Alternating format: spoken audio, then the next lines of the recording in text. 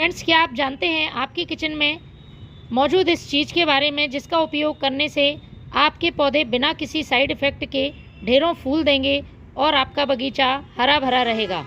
तो आज की वीडियो में मैं बात करने वाली हूँ एक बेहतरीन नेचुरल जैविक फर्टिलाइज़र के बारे में, जिसमें nitrogen, potassium, phosphorus, calcium, magnesium और गुड बैक्टीरिया मौजूद हैं।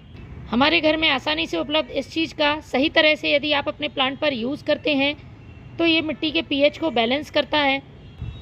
इसमें मौजूद लैक्टिक एसिड, प्रोबायोटिक्स और मिनरल्स मिट्टी की उर्वरता को बढ़ाते हैं। यदि आपके प्लांट की मिट्टी ख़राब हो गई है तो इसका उपयोग करें, मिट्टी उपजाऊ हो जाएगी और प्लांट हेल्दी रहेगा।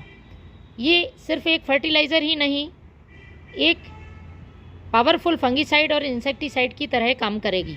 तो फ्रेंड्स, फरवरी का महीना शुरू होने वाला है। धीरे धीरे पौधे डोरमेंसी से निकलकर अपनी ग्रोथ शुरू करेंगे और उनमें अच्छे फल फूल आने लगेंगे। तो इस समय पौधे में तेज़ी से ग्रोथ के लिए और उनमें ढेरों फूल पाने के लिए आपको पोषक तत्वों से भरपूर फर्टिलाइज़र देने होंगे और उन पर कुछ ज़रूरी काम करने होंगे, वरना पौधे की ग्रोथ बहुत स्लो होगी और पौधा सही तरह से फ्लावरिंग नहीं कर पाएगा। तो आने वाली गर्मियों के लिए आपको पौधे तैयार करने हैं। इसके लिए सबसे पहला काम करना है आपको प्रूनिंग का। ये जो मैं फर्टिलाइज़र आपको बताने वाली हूँ और ये जो काम बता रही हूँ वो आपको अपने सभी प्लांट्स पर करने हैं और सभी पौधों पर आप इस फर्टिलाइज़र का यूज़ कर सकते हैं, चाहे वो फूलों वाले हों, फलों वाले या सब्जियों वाले। गर्मियाँ शुरू होने से पहले आप प्लांट की अच्छी तरह से कटाई छटाई कर दें। पौधा बहुत पुराना है, बड़ा है, तो आप उसकी हार्ड प्रूनिंग कर सकते हैं। हार्ड प्रूनिंग का मतलब होता है डीप कटिंग, मतलब आप पौधे में कुछ पत्तियाँ और छोटी छोटी ब्रांच ही रखें और बाकी सारा कट कर दें। जिस तरह से आप मेरे ये मोगरा प्लांट में देख रहे हैं, मैंने इसकी देखिए पुराना प्लांट है, पूरी तरह से हार्ड प्रूनिंग कर दी है। इससे पौधे में नई ग्रोथ बहुत तेज़ी से होती है। यदि प्लांट नया है, आपने अभी लगाया है या फिर उसमें फ्लावरिंग हो रही है, तो फ्रेंड्स फिर आपको उसमें ज़रूरत के हिसाब से हल्की प्रूनिंग करनी है।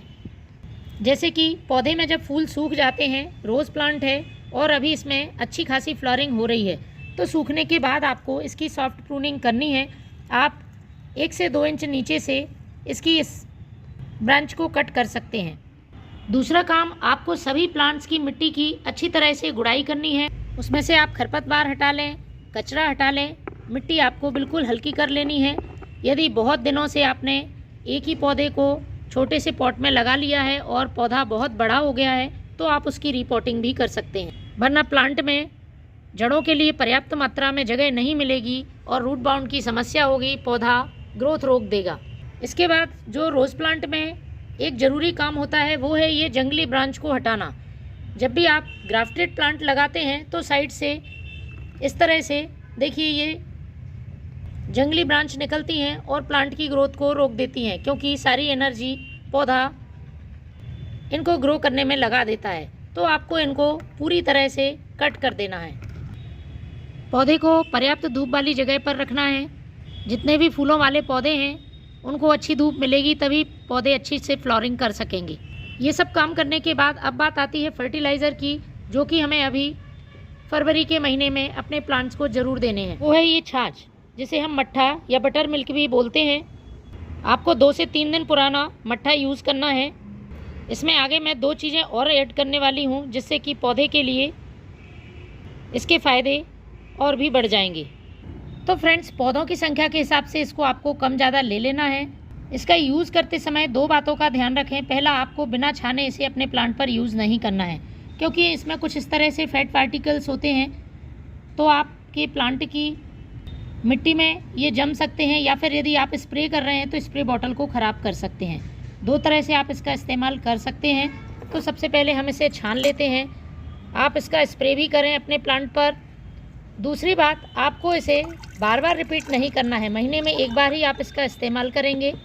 सभी पौधों के लिए कैल्शियम की ज़रूरत होती है और इसके यूज़ से पौधे में कैल्शियम की कमी दूर होती है। सब्जी वाले पौधों के लिए तो किसी वरदान से कम नहीं है। आप इसे टमाटर, मिर्च, लौकी, गिलकी सभी पर इस्तेमाल करें। पौधे में किसी तरह का फंगस या इंसेक्ट परेशान नहीं करेगा। पोषक तत्वों से भरपूर होने के कारण प्लांट की पत्तियां भी बहुत ही अच्छी ग्रीन होती हैं और पौधा हेल्दी रहता है। तो जितना भाग आप मट्ठा का ले रहे हैं उसका 10 गुना आपको सादा पानी मिलाना है। डाइल्यूट ज़रूर करें आप, डायरेक्ट प्लांट की सॉइल में इस्तेमाल ना करें। अब जो दूसरी चीज़ मैं इसमें इस्तेमाल करूँगी वह इसे और भी ज़्यादा पावरफुल बना देगी, क्योंकि ये भी पौधे के लिए एक इंसेक्टिसाइड और फंगिसाइड की तरह काम करती है। ये है हल्दी।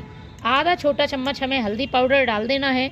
लगभग ये 1 लीटर क्वांटिटी है, उसी हिसाब से मैं इन सब चीज़ों की मात्रा इसमें यूज़ कर रही हूँ। पौधे में लगने वाले मिलीबग, एफिड्स, काले कीड़े जिन्हें हम माऊ बोलते हैं, माइट्स, मच्छर, सभी पर बहुत ही कारगर होता है मट्ठे का स्प्रे।